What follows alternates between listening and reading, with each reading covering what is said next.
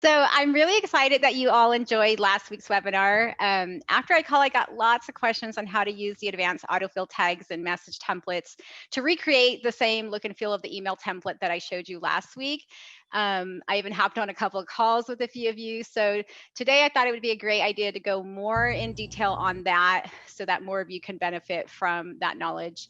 Autofill tags are super beneficial to help you design reusable templates. Today, I'm going to show you pretty much step by step how to set up autofill tags for inserting task due dates, for inserting checklists, and inserting contacts into your email templates.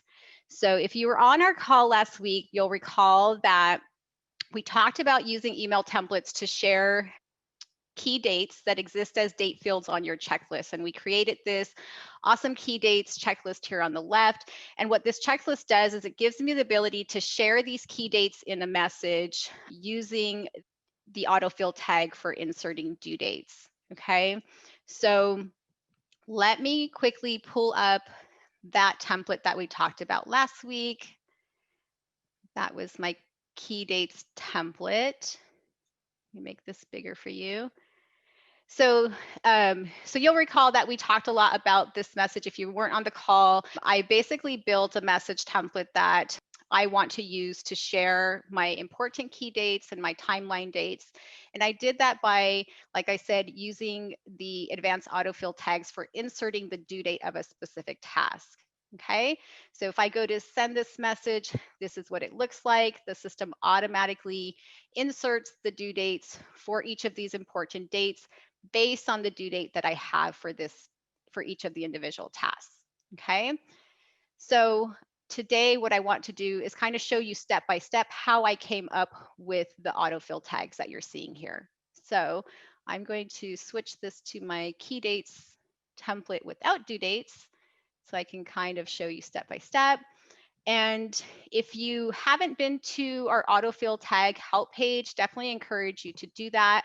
I'm going to open that in a tab here to show you the formula for that.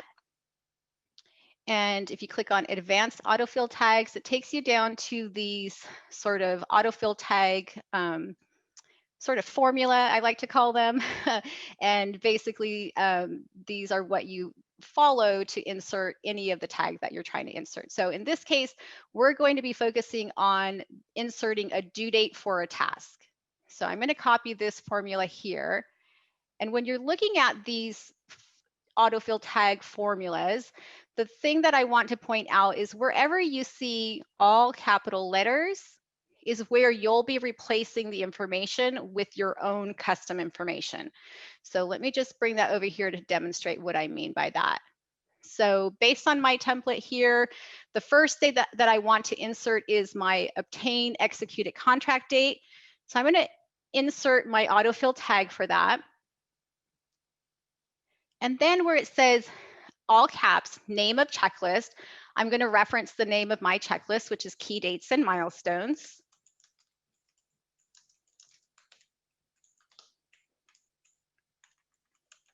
Spell that right.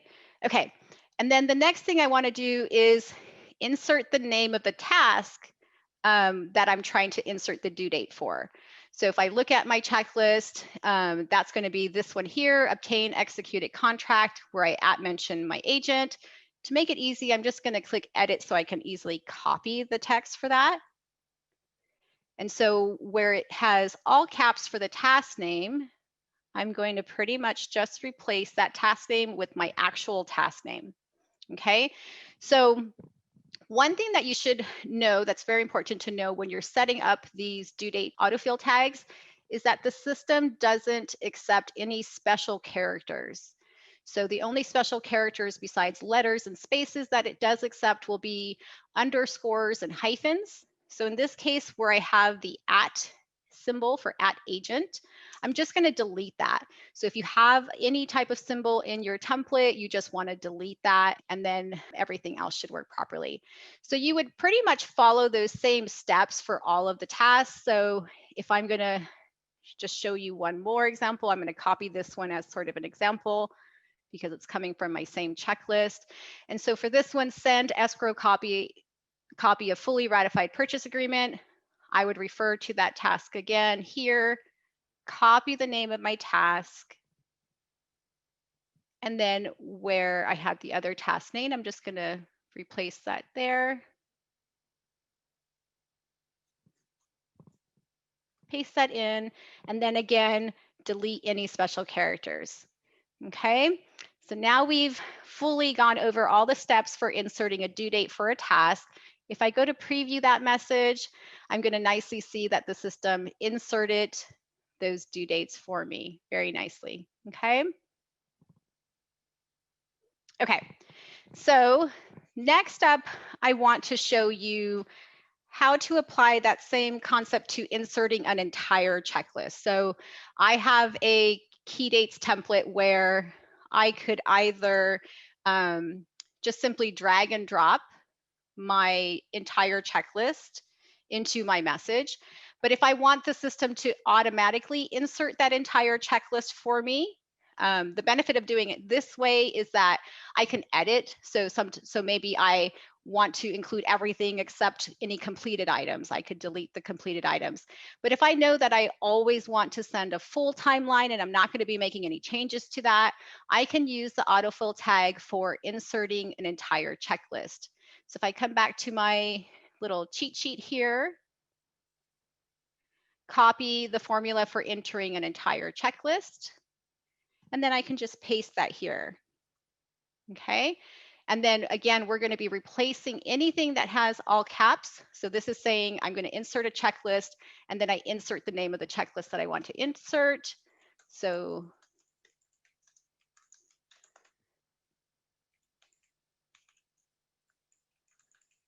okay, so I inserted the name there. So if I preview that, it nicely added the name of my checklist. So I actually didn't even have to have this here. And notice that here, I'm going to go back and show you really one quick thing about formatting. If there's anything that you want to appear bold, you would simply add different formatting to that. And to get the formatting tips for that, you can click this article right here, formatting tips, and this will show you the formatting for like using bold or italic or bullets and stuff like that. So in my last message where you saw a lot of bolding, like this one here, it's basically because I put the double asterisk around the contents that I want it bold. Okay. Okay, so the next thing that I want to show you is how to insert contacts into your message templates. And I created a fun little template here called transaction information. And in this template, I kind of just sort of recreated my my cover sheet in a sense. And so I have a section that has the property information, the sale price and commission information. I inserted my key dates again, and then I have this awesome section with my contacts. And so what we're going to go over today is basically how to insert contacts into the autofill tags. And one thing that's very important if you plan to use contacts in your autofill tags is you're going to want to be consistent with the role that you assign to your contacts. So for example, if you set up your email template to automatically insert the lender, for example, you're going to want to make sure that every time you add a lender to a transaction as a contact, that you always assign the same role, lender, okay? And that'll just ensure that you can use that email template going forward on any transaction, and it'll insert that contact properly, okay? So I've already set up the autofill tags for my contacts, but just to kind of demonstrate the step-by-step, I'm going to manually show you how I would insert the autofill tag formula for my lender contact.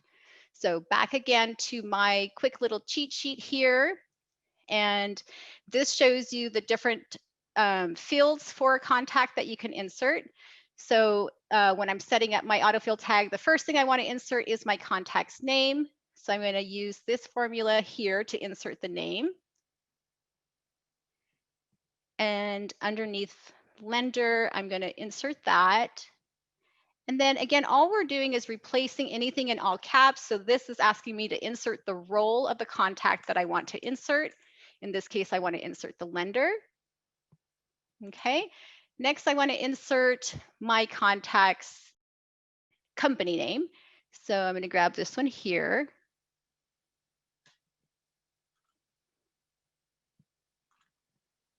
And again, just replace the role. And so you could basically repeat those steps for the email and phone. Again, I have the little cheat sheet up here, so I'm going to paste that in, and the only difference I would do is replace escrow with lender. And so once you have the formula set up for one of your contacts, it's pretty easy to just kind of set up that same format. So now if I go to preview that message, I actually sent that out already from my account. So this is what it looks like. It's a nice little overview of the transaction, the sale price information, my key dates timeline, and then all of the contacts that I want to share. So as you can see, you could really, really customize that. When you're building your email templates, you can build them from the actual message area, and then before you send the message, select the option to save it as a reusable template. Or you can also just create your email templates from your personal profile under email templates here. Okay, so that's pretty much it. We've covered using autofill text to insert task due dates, inserting an entire checklist, and inserting contacts into your email templates.